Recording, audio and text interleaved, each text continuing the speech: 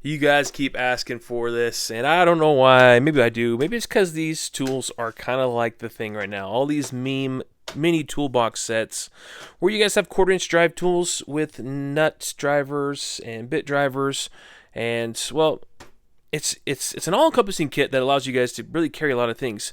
And so this has brought us onto the latest one, and that is the Gearwrench. Now, if you guys have any questions about these ones that you see here, I've done videos on all of these ones and even some more, so feel free to look back at my videos and take a look and see what you like. However, for this video, we're going to dive into this Gearwrench because this is a relatively new kit that hasn't been around that long, and it is their 41-piece MicroDriver tool kit. Again, quarter-inch drive, and its part number is going to be right here, GWMBS41. And what's nice about it is that it's in a carrying case. That's clear to see. It's a good size. It's going to be, well, we'll measure it up here against the other ones. And another thing that's nice about this company is Gearwrench gives you a lifetime warranty, and it's fairly hassle-free. So let's jump into it and learn more about this Gearwrench. All right, on the back, you'll give a nice little rundown of all the pieces that are inside there. We'll take a look at that. If you need to take a snapshot, though, now's a great time to see all of the items that are included. And I always find it weird when companies do this, but packaged in China with goods from Taiwan, Vietnam, and mainland China.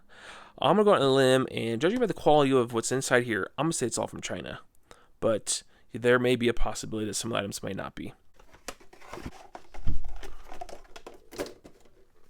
Here's the case. It's going to be a clear plastic case. Sizing-wise, it's going to be a little bit on the thicker side. If you guys like the Icon set, it's going to be right about that same size. Maybe just actually slightly smaller than larger 50-some-odd piece set for the Icon. It's definitely going to be thicker than the Toolant kit. And then when it comes to Cobalt kind of takes it into its own realm. It's just a tad bit larger, the Cobalt is, in comparison to the Gearwrench. Now, the locking mechanism here is just a slide lock. That's going to be pretty similar to, say, the Craftsman and the Icon, although those are spring-loaded. This is not spring-loaded. But the case, not overly thick or strong. I would say the Craftsman or the Icon are stronger, even the Cobalt. Not this one, of course. So this will be on the weaker side. I mean, this is clear plastic. These tend to shatter and break. Now, popping it open, you do have a metal pin here that is removable if you ever want to take that off. This is also a EVA foam tray. So if, for instance, you want to put this inside your toolbox, you have this tray. Now, you may be checking out this tray right now and saying, wow, that's a really thick tray. It is. It is way too thick. I mean, you dig down inside there, and I still got plenty of space down below. I mean, it's too thick. What's all this down here for? What am I protecting? Why couldn't this be thinner? I mean, you could have made this at least a quarter of its current thickness. It doesn't need to be this large to carry all these items. So it's just bulk. It's unnecessary bulk. You're going to see here all of your bits. Got some square drives, flat, Torx here, Allens. You'll have some Phillips. 1, 2, 3, and Phillips 4, which is odd enough. And then you also have this bit. Maybe this bit's not made in China. He looks a little bit different. These are all going to be just painted on ever so lightly. Like 8s are already wearing off. So 8, this is be your bit driver. So stick that inside there. That'll be your bit driver. But you'll have 8. So this is going to wear off. I don't love that. So in time, if you use this a lot, it's going to wear off. It's not going to be great. But 8mm, 10, 12, 13, 14. That's it.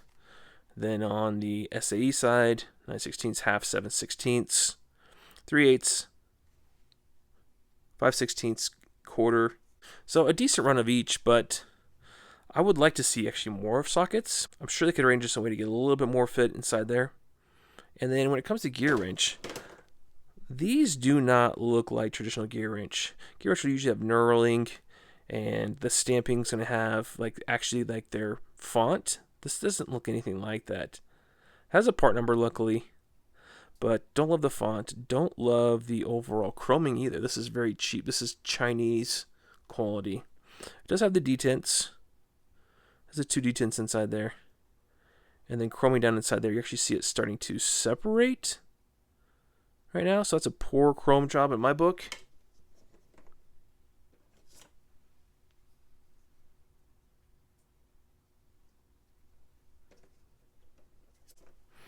Right on the millimeter size. Again, the chroming just doesn't look great. Gearwrench does a much better job than that normally. I mean, functionality-wise, they should work just fine. I don't know how good the steel is strength-wise, but if you were talking about quarter-inch little nut drivers like these, you're not going to damage these or break these. It's a quarter-inch drive, so you should be. I think you should be perfectly fine, but I just don't love it. They're nothing special either. These scream Chinese. Yeah, Chinesium as well. So I don't love them.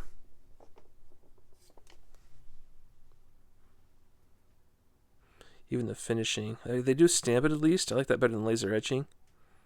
But the finish work isn't top notch.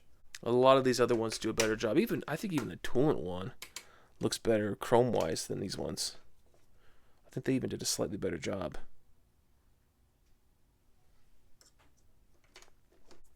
Now, one unique feature to this is this little strip.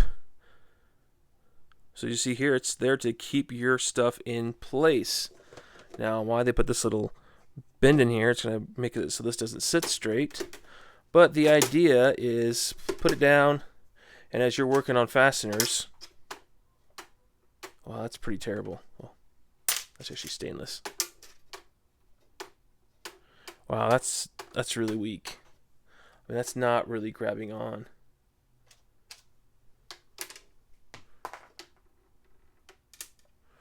It's already pretty weak. It's not strong. So, I mean, the idea is kind of novel. The idea that you could put a fastener on there, but you're seeing right now that they're just falling off. I don't like it. The idea is awesome, or awesome-ish.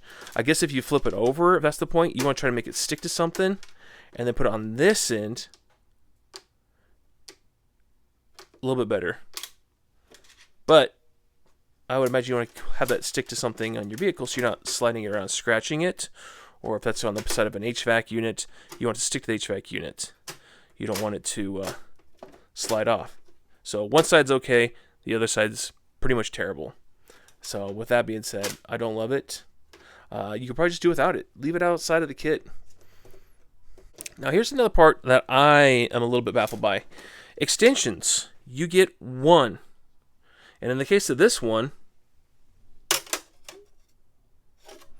it's a 6-inch extension. Way long. Who needs 6 inches that much? I also don't appreciate it doesn't have a wobble. I would like a built-in wobble on the end of that, because there's no wobbles built into here. And with how thick this is, why in the heck did they not put maybe a smaller one underneath? Maybe put a 2-incher down below there? Because the majority of people, if they want to get an extension off this, they don't want to go full 6 inches. This is terrible. Like all you got to work with is just that or throw 6 inches on it. Nowhere in between. I think that's a terrible outlook of what this is going to be used for people who need to use the system. Now, one thing that I actually really like, and you can hear it here in just a second, is the tooth count. Supposedly 72 tooth count, but listen. Like this thing is, that is extra buttery smooth. Like that is super duper smooth. Good positive retention. It is soft on the switch there, but I think it's low enough, profile enough that it'll stay out of your way. And I do like that this bit comes all the way through, because now you can actually push it back out. Otherwise, you do have to be grabbing it by your hands and trying to yank it out of there, because it uses the retention ring right here on the end. So as you put bits in, it's going to hold on to them with that C-clip retention ring. Now this is serviceable. It's going to be hard to see here, but there is a C-clip on the exterior here. You pop that out, and I believe pop out the anvil. Or you could even access it here with these Torx screws on the end. And I like that they go strictly into the plate, because if you ever strip them out, it's the plate that gets stripped, not that. Better system altogether. I like that. So a lot of good going on in the head of this ratchet. And then it's locking. And I love this kind of locking feature, because it gives you basically the best of all worlds. So you have a free-flowing, pick whatever position you want to ratchet, and you can leave it loose, or you could go and then lock it into the position that you want and use it. The best one hands down. So they did a great job with that, and it looks like it's got a large arm that engages all the way across. So that's going to work well. Now play-wise, it's got a little bit of play. It's not the best, but that's where we come also into finish 2. I believe this is going to be the Chinese again. Just had a stamp of Y right there. And it's laser etched, which I do not love. I hate it, actually. But you have a part number, and then all these little rough bits in between. This screams Chinese made all day long. But use-wise, it's actually fairly good, and I like that it's got a detent there for your hand and your thumb on the front side, so that you do get positive feel and feedback and engagement as you use it. So that's great. Now, having the pivot this far back, I don't love that. I'd like to see it a little bit closer, honestly. But I'm guessing they're having some challenging there with the mechanism in the selector switch. I mean, they could have got that tighter. That would have been better, I think. You don't want to be flexing so far out here. That just creates more problems and tension. And it is serviceable on this side as well. It's not a press pin, so you could tighten and loosen it as needed with that screw.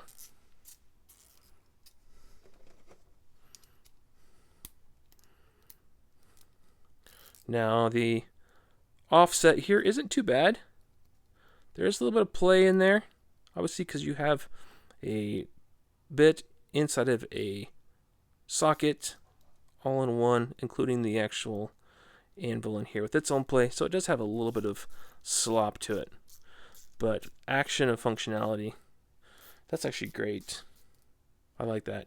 They nailed it with that. That pops out relatively easy. So I think they did a good job. And then as far as the bit holder, that seems to work just fine. It's just going to be a compression fitting inside there, like most. It holds tight. There's your compression on that side. And then on that side, just goes in, holds it tight. And then you could run it with the 1/4-inch square drive, if you want to that way. Or, and this is what gives you the extension in this one. So this is actually kind of nice. You get a short extension if you need. Or pull that out and just run.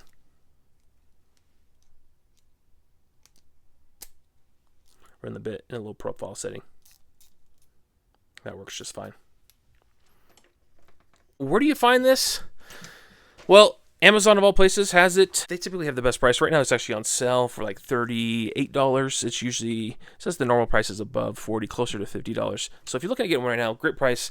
I'll put a link down in the description for you guys that are interested because, well, why pay full price when you can get it at a discount? So I'll link it there for you guys. Check it out. See if you like it. I mean, if you're a Gearwrench guy, then why not add this to your collection? Gearwrench does make some great tools. On this one, I think it's a win and a loss. They've done a really good job with this ratchet. It is a great ratchet, and it won't let go of this bit. The extension's okay. The knurling's pretty dull, pretty lame, so that tells me it's the China version. It's all Chinese-made parts in here, which makes it inexpensive for you guys. The price point is a great price point because you get a lot of stuff. I wish they had more sockets in a run than what they currently have here. I think Toolant does a better job at $45 with their sockets and the run of those. And I mean, that's the only thing that's not as good as that is the wrench. And you know, Icon, they have their sets. That on sale this last week, I think was the best deal in a long time. If not, if you got the liquidation price for their Craftsman at like $30, that was the best one all time. And then currently the Icon back here, the mini kit, this one is still a great setup, and you get it for $39. So, but no sockets. So pick your poison. What do you like? I think this is still a good buy, but I would be tempted with some of these others in the same scenario. What do you guys think? Please put your comments down below. I'm sure everybody else who's watching wants to hear your thoughts because ultimately it's your guys' experiences that help us learn what's better, what's not, and helps us make an educated decision on what we should purchase next. Guys, as always, thanks for watching. We'll talk to you soon.